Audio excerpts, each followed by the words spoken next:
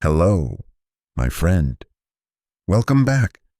I'm really glad you're here with me today.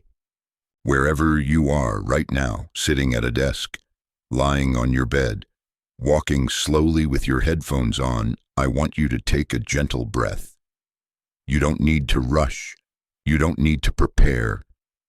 Just be here. Today, I want to talk about something very human, something quiet but heavy. Something many of us feel, but rarely say out loud.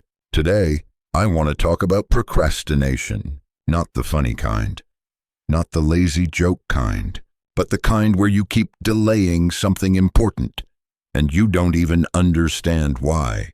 You want to do it, you plan to do it, you even think about it all the time, but somehow you don't start. If that sounds familiar, you're not alone.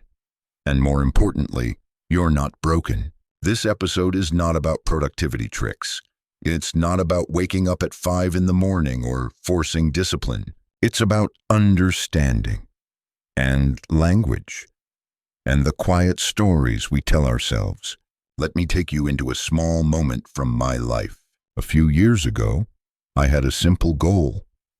I wanted to write every morning. Nothing big, just one page, a cup of coffee. A quiet start to the day.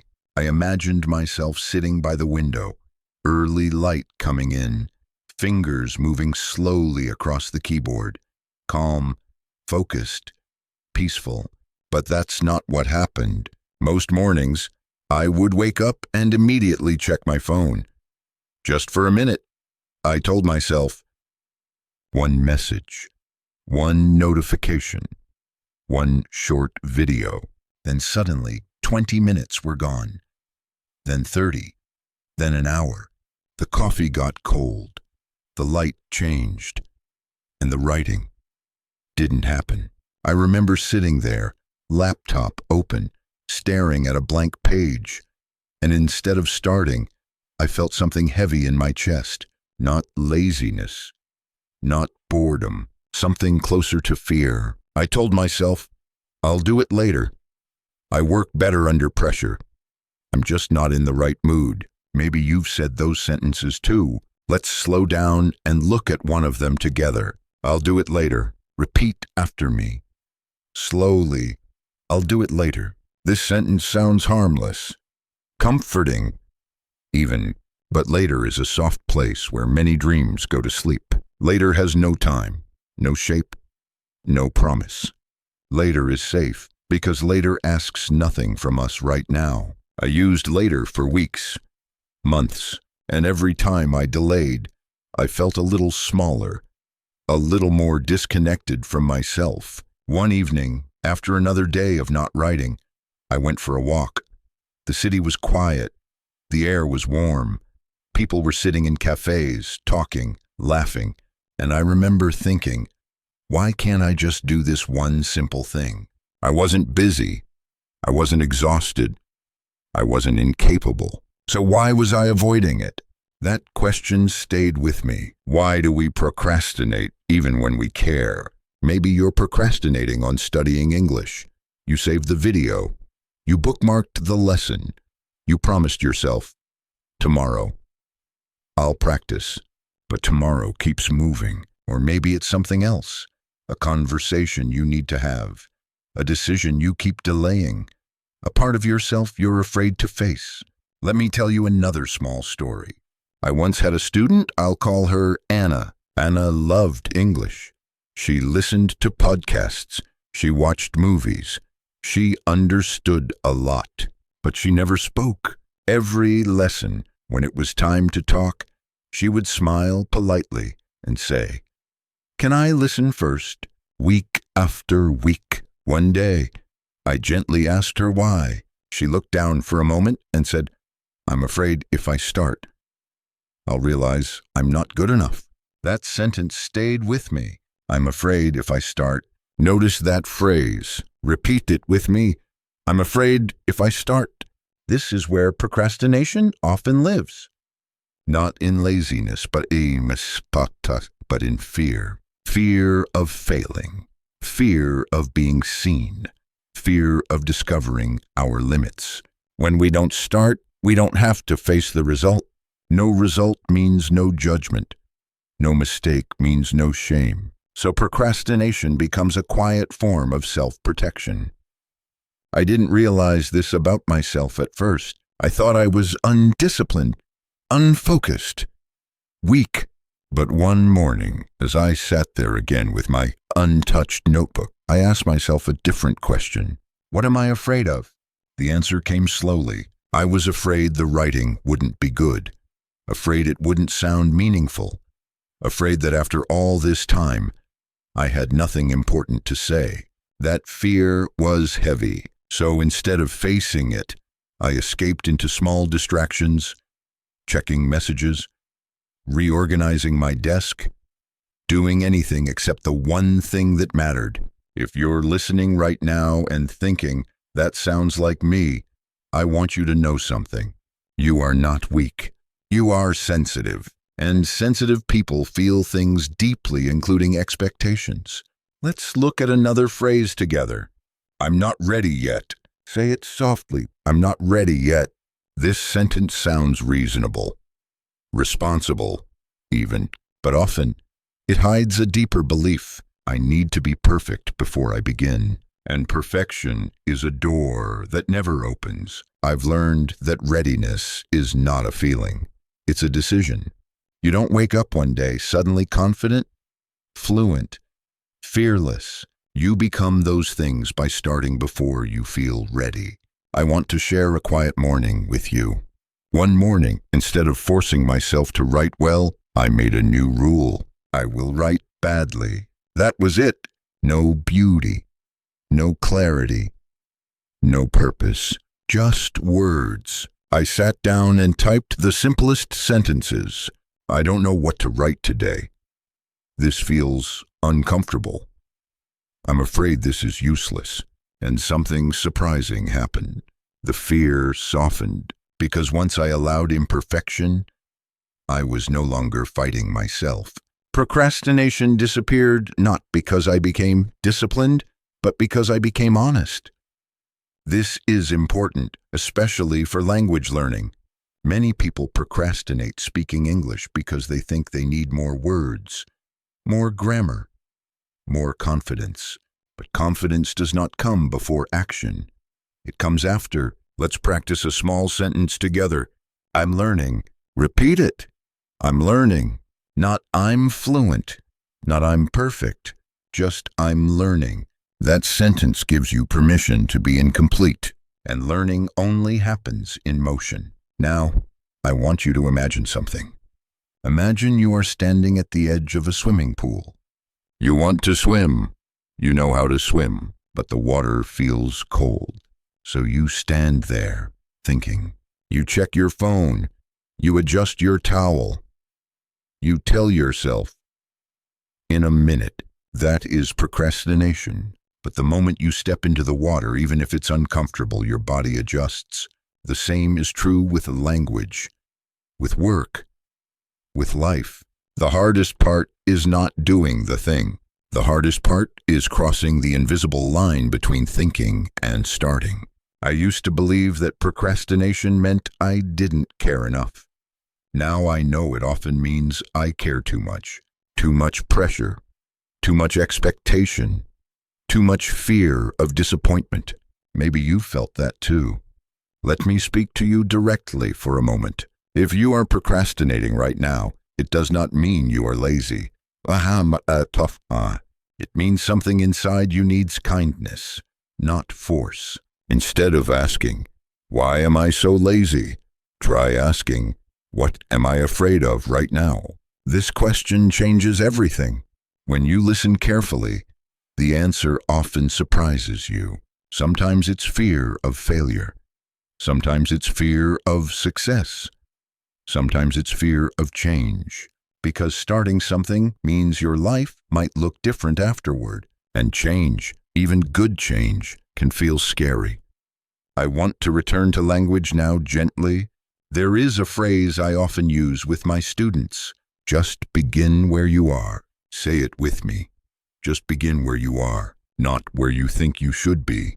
not where others are, where you are. If your English feels slow, speak slowly. If your vocabulary feels small, use simple words. If your pronunciation feels uncertain, speak anyway. Language is not a performance, it's a relationship. And relationships grow through presence, not perfection. I remember another evening, much later, when I finally understood something important. I was sitting quietly, doing nothing special, when a thought came to me. What if procrastination is not the enemy, but the message? A message saying you are overwhelmed, you are afraid, you need to slow down. When we ignore that message, procrastination becomes louder. When we listen, it softens. Maybe today, instead of trying to fix yourself, you can try listening to yourself. Just a little. If you're avoiding studying English, ask yourself how you want to feel when you study. Safe, relaxed, curious. Then create that feeling first. Light a candle. Sit comfortably. Choose a short, gentle lesson, not to achieve something, but to be with the language. Before we come to the end, I want to guide you through a small reflection. No pressure, just listening. Think about one thing you've been postponing. Just one. Don't judge it. Don't analyze it too much. Now, say this sentence silently or out loud. I can take one small step. Repeat it. I can take one small step. Not the whole task.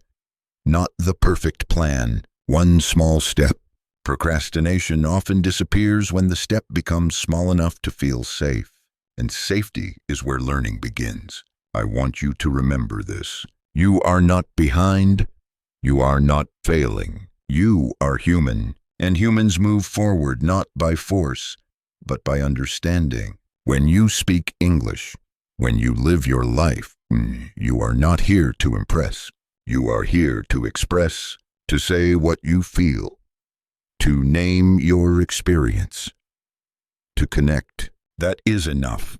As we slowly come to the end of this episode, I want to thank you not just for listening, but for staying, for being present with this topic, for being honest with yourself. If today all you did was listen, that's okay. Listening is a form of beginning, and beginnings matter. And before you turn this off, before you move on to the next thing in your day, I want to stay with you a little longer. Not to add pressure, not to give you more to do, just to sit together in this quiet space where understanding begins. There is something gentle I've noticed over the years, both in my own life and in the lives of the people I teach. Procrastination often appears when we are trying to become someone else too quickly, someone more confident, someone more fluent, someone more successful. We imagine a future version of ourselves and then feel the distance between who we are now and who we think we should be. That distance can feel overwhelming. So we stop. We delay. We wait. I've done this many times. I've imagined a version of myself who wakes up early every day, who speaks perfectly, who never hesitates. And every time I compared myself to that image, I felt tired before I even began. The task was no longer just writing, or speaking, or learning. It became a test of my worth. And when something feels like a test, the heart naturally wants to avoid it. Maybe you've felt this too. Maybe learning English stopped feeling like curiosity and started feeling like pressure, like proof, like something you must do to be enough. When that happens, procrastination is not a failure. It is a signal that something needs to change. Let me share another quiet moment with you. One night, I was sitting alone, not working, not studying, just thinking. I realized that many of the things I postponed were not things I disliked, They were things I cared about deeply. Writing mattered to me. Teaching mattered to me. Connection mattered to me. And because they mattered, I wanted them to be right, meaningful, worthy. But meaning does not come from waiting. It comes from showing up imperfectly. Again and again, there is a simple sentence I want you to hear and maybe repeat later when you're alone. It doesn't have to be good. It just has to be real. Say it slowly in your mind. It doesn't have to be good. It just has to be real. When you speak English, real is enough. When you begin a task, real is enough.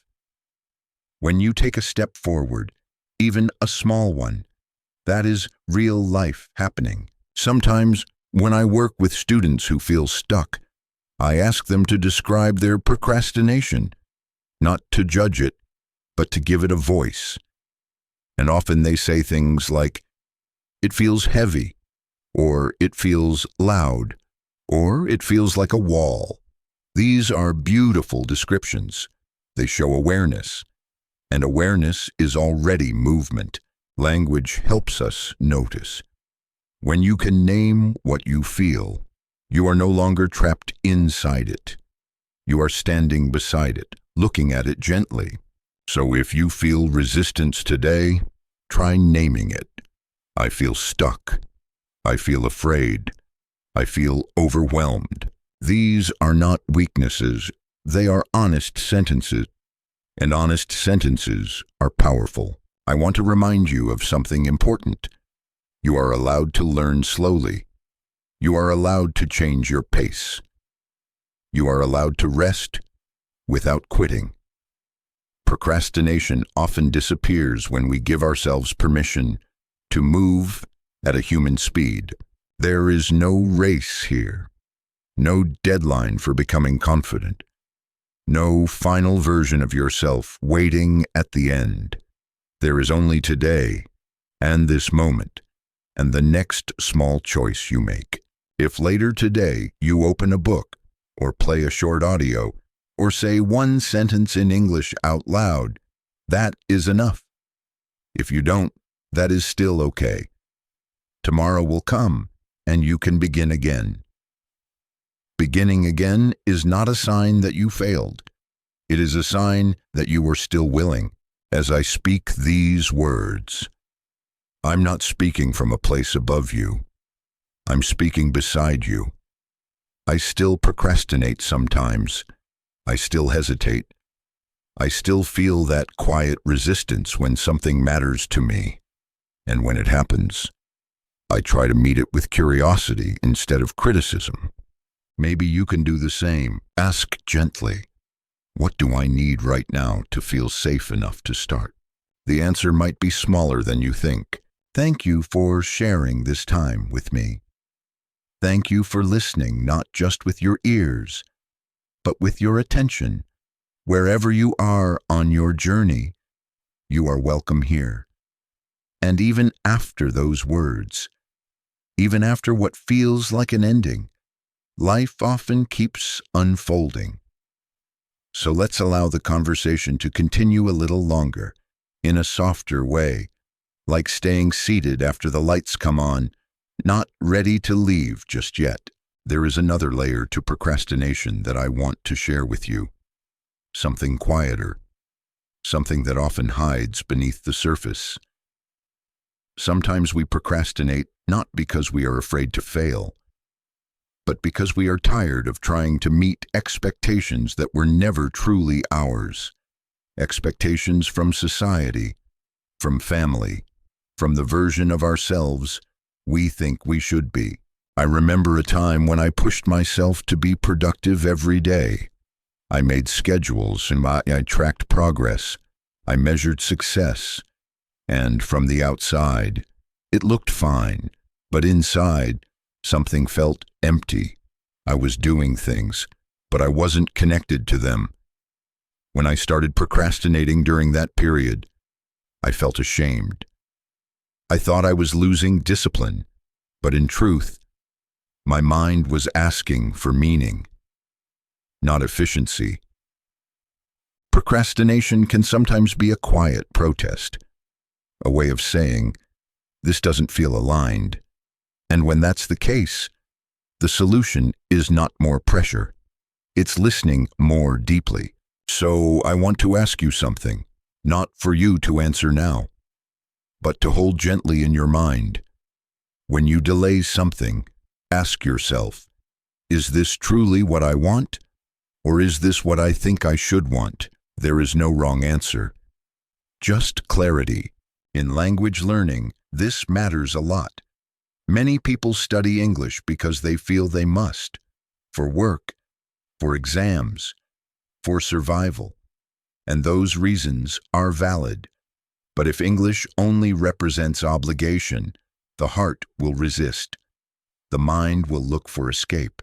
But when English becomes a way to express your inner world, your thoughts, your quiet moments, something changes.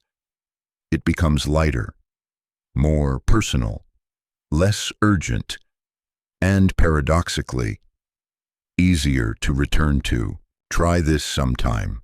Don't study English to improve. Study English to describe your day, your mood, your small observations. Use the language to notice your life, not to escape from it. Say a sentence like, "Today feels slow," or "I don't have much energy right now," or "I'm thinking about many things." These sentences are simple, but they are alive, and life is what keeps us moving. I want you to know that stopping, pausing, even delaying, does not erase your progress. Nothing you've learned is lost. Every word you've heard, every sentence you've understood, is still inside you, waiting. Learning is not a straight line. It's a rhythm. Sometimes forward, sometimes still, sometimes quiet. And you are allowed to be in any of those places. If procrastination visits you again, and it probably will try not to fight it immediately, sit with it for a moment. Ask what it's protecting you from. Ask what it needs. Often, it just wants reassurance, permission, a smaller step, and sometimes all it needs is rest. As we slowly let this episode fade into your day, I hope you carry one feeling with you. Not motivation, not urgency, but gentleness toward your learning, toward your pace, toward yourself. You don't need to become someone else to move forward. You just need to stay present with who you are. Thank you for staying with me until now. Thank you for trusting this quiet space. And still, even after all of this, there is space for one more truth to settle in. Sometimes what we call procrastination is simply grief for a version of ourselves we thought we should already be. We look at our age, our situation, our level, and we quietly think, "I should be further by now." That thought is heavy. It carries comparison, regret, and pressure. And under that weight, the body slows down. I've felt this many times. I've looked back at my own journey and wondered why some things took so long, why confidence didn't arrive sooner, why clarity came only after years of confusion. And when I stayed in those thoughts, I felt frozen, not because I didn't know what to do, but because I was standing in judgment of my own timeline. Here is something I've learned slowly, and I want to offer it to you with care. Your timing is not wrong. It is shaped by your experiences, your sensitivity, your responsibility, your inner world. There is no universal clock for growth. When you delay something, it does not erase the desire. It only tells you that something inside you needs to feel understood before it can move again. Progress that ignores the heart rarely lasts. Progress that includes the heart may be slow, but it is deep. If you are learning English and you feel stuck, Maybe it's not because you lack ability. Maybe it's because you are tired of pushing yourself without listening to yourself. Try changing the question from "How can I improve faster?" to "How can I make this feel kinder?" Kindness changes the nervous system. It makes the body feel safe. And when the body feels safe, the mind becomes curious again. Curiosity is the opposite of procrastination. So if today you feel blocked, don't ask for discipline. Ask for curiosity. Ask one small, open question. What would feel interesting right now? What kind of English do I want to hear? What story do I want to understand? Follow that feeling, even briefly. And remember this, you don't need to catch up.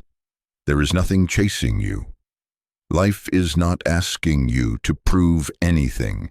It is simply inviting you to participate at your own pace, in your own voice. I hope these words stay with you in a quiet way, not as instructions, but as companionship. You are not walking alone through these pauses and delays. Many of us are here, learning slowly, learning honestly, learning in our own time. Thank you for giving yourself this moment. And now, we can let this moment rest. There is nothing more you need to take from this episode. No lesson to complete. No task to finish. Just the understanding that slowing down does not mean giving up, and beginning gently still counts as beginning. Whenever procrastination appears again in your life, I hope you remember this feeling. Calm, grounded, human. I hope you remember that awareness is already movement, and kindness is already progress. Thank you for being here. Thank you for listening with patience. This is English with Thomas. I'm Thomas. Keep speaking, keep growing, and keep trusting yourself.